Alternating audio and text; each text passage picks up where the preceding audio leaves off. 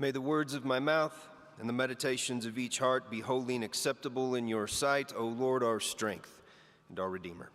Amen.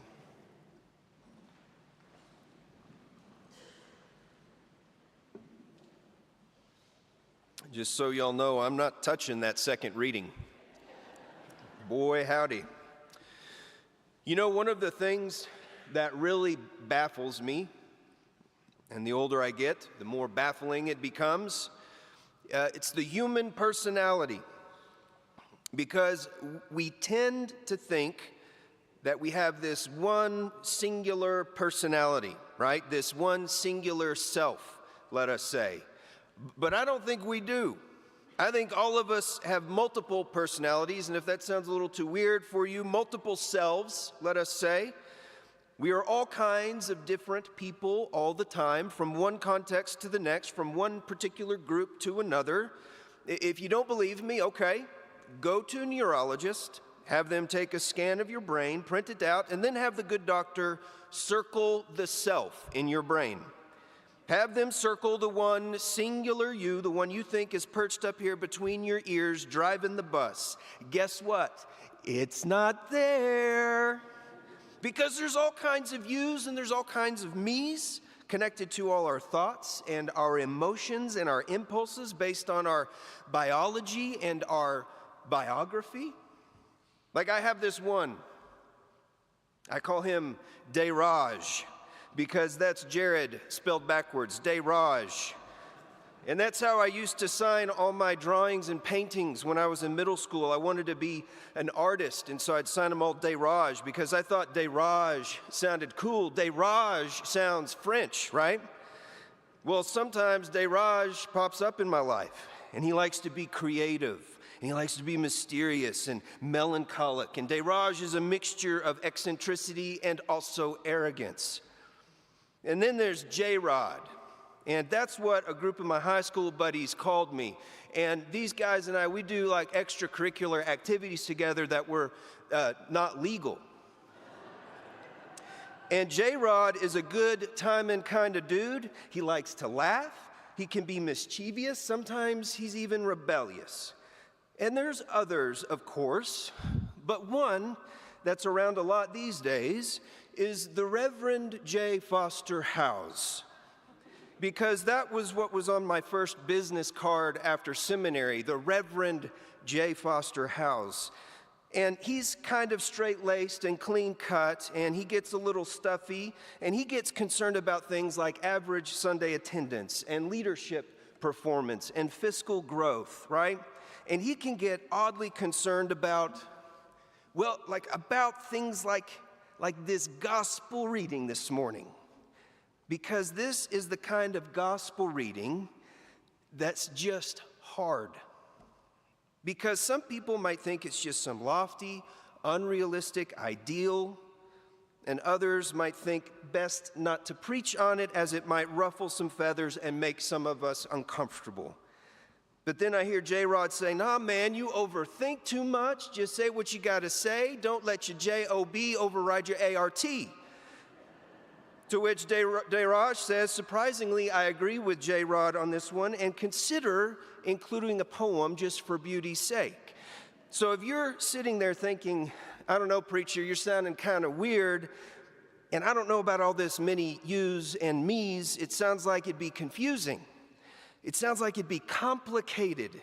It even sounds like you would be a contradictory kind of person. Well, I think it is complicated. And you might be onto something there. It might very well be contradictory. But maybe that's one of the things Walt Whitman was getting at in his poem, A Song of Myself, when he wrote, "Do I contradict myself? Very well then, I contradict myself. I am large. I contain multitudes." I contain multitudes. Speaking of multitudes, there was a multitude gathered that day around Jesus when he started preaching this sermon. In Matthew, this sermon is called the Sermon on the Mount. I'm sure many of you have heard of it, but not in Luke. See, in Luke, they call it the Sermon on the Level Place. Luke, unlike Matthew, doesn't have Jesus as a second Moses dispensing a new law from on high. No, see, Luke has Jesus on the same ground with everybody else, just like he has Jesus standing in line waiting for baptism with everybody else. In Luke, Jesus goes after the lost and the last and the least. In Luke, Jesus is turning the everyday social order of things upside down, making a space for everyone at the table. And you can only do that when you're waiting in and walking on the level places with everyone else. And his sermon, y'all heard it? Love your enemies, do good to those who hate you, bless the cursers, pray for the mistreaters, turn the other cheek, give him the shirt off your back, love those it's hard to love, be good to those who don't deserve it, be merciful, don't judge, be forgiving. It's a tall order, right? Especially in this world, just like it was a tall order in their world. And Jesus has this thing, he says here, basically, if you don't do all this, and the translation says, what credit is that to you? What credit is that to you? But that word credit, in the Greek, it's actually charis, and it's better translated as grace. So Jesus is saying, if you don't love and live like this, where's the grace? Where's the grace? It's a good question, don't you think?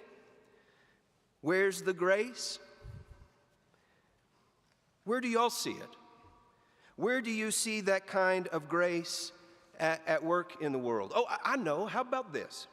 Let's just look at the institutional church, right? Because the institutional church has never made any mistakes and we always get things right. Right? Right? No. Okay. Oh, I bet if I cast my eyes toward the American political landscape right now, I can see a lot of grace. Maybe not. Oh, I got it. If I spend more time doom scrolling on social media, I'll see grace. Okay, maybe if I schedule all of my days to the very last millisecond and commit myself to an exacting regimen of diet and exercise and constant self-analysis, to become the best me ever, maybe then I can see grace. Probably not. So do you think Jesus is saying something here? Could he actually be trying to teach us if we don't love the people who are hard to love in our lives? If we aren't finding ways to be good to those who are tough to be good to? If we aren't being generous to the undeserving? If we're not showing mercy? If we aren't forgiving what feels unforgivable? If we aren't living our lives in such ways, then it's like we're withholding grace from a world dying from the starvation of it. And see, Jesus' sermon here, he's initiating a movement. He's forming a community of grace to transform the world one act of sacrificial love at a time. And you know what? It is so hard to do because it costs us something. It took Jesus to the cross, and it costs us something too, to love like that. The past couple of years, I've been wondering something. I've been wondering if I can grow in trusting that all of these contradictory, seemingly incompatible and complicated parts of myself, even the ones that I'm embarrassed and disappointed in, even if those are still loved by God, if I can learn more and more to abide in that kind of love, then maybe I can be a grace in this world. Similar to how Walt Whitman's poem, A Song of Myself, becomes a song about and for everybody else, because he sees himself inextricably linked to everybody. So the more we trust in God's love for us, the more we're able to show God's love to others especially in the hardest of times. I understand.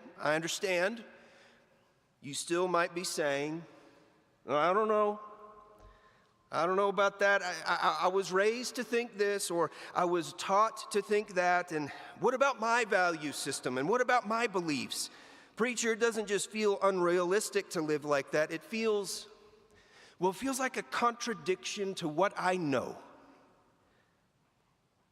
And the only way I know to respond to that is you might be right. Do we contradict ourselves? Very well then, we contradict ourselves. God's love is large. It contains multitudes. To which Dayraj might say, une belle finition. To which J-Rod would say, all right. And the Reverend J. Foster Houze might simply say, amen.